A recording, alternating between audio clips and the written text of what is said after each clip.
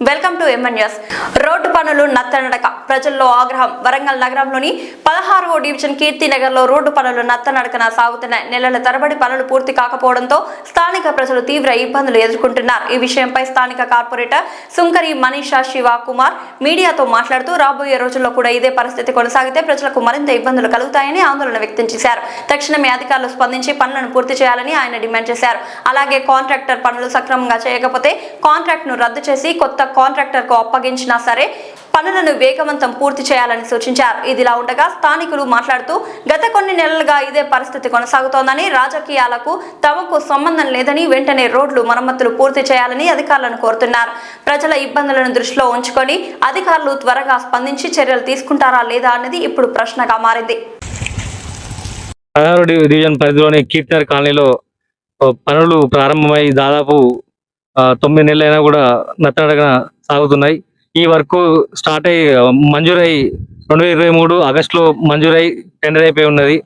Contractor Venkataswamy అనే contractor ఇక్కడ tender చేసిండు. గత టీఆర్ఎస్ ప్రభుత్వం ఉన్నప్పుడు గత మాజీ ఎమ్మెల్యే చల్లధర్మారెడ్డి గారి చొరవతో కీర్తినగర్ కాలనీలో 1,30,00,000లతో వారి వర్క్లను మంజూరు చేయడం జరిగింది.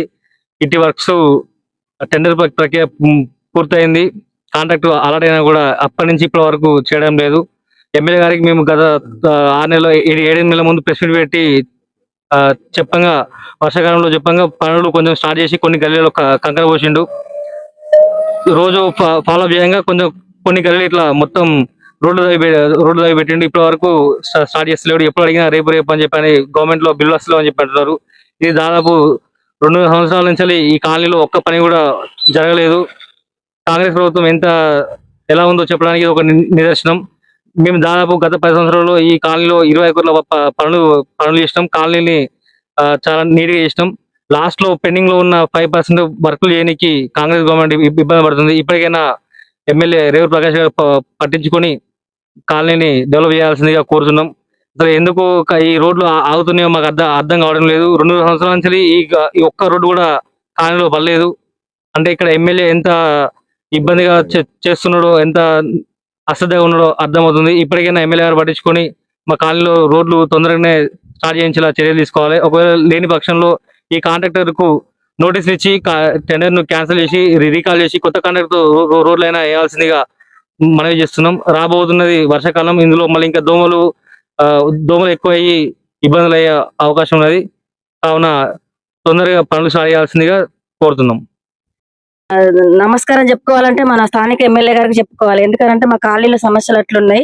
కాలనీ గురించి అసలు ఇప్పటికి 3-4 సార్లు ఇక్కడికి వచ్చిపోయింది, కానీ ఒక్కసారి కూడా కాలనీలో తిరిగి మరి ఏ పని ఎట్లున్నది, ఎట్లా ఏం చేయాలనే ఆలోచన ఒక్కసారి కూడా ఇక్కడ ఉన్న స్థానిక లీడర్లకు లేదు. మరి ఆ ఎమ్మెల్యే గారికి కూడా మాకు పట్టించుకున్నట్టే కనబడుతున్నది.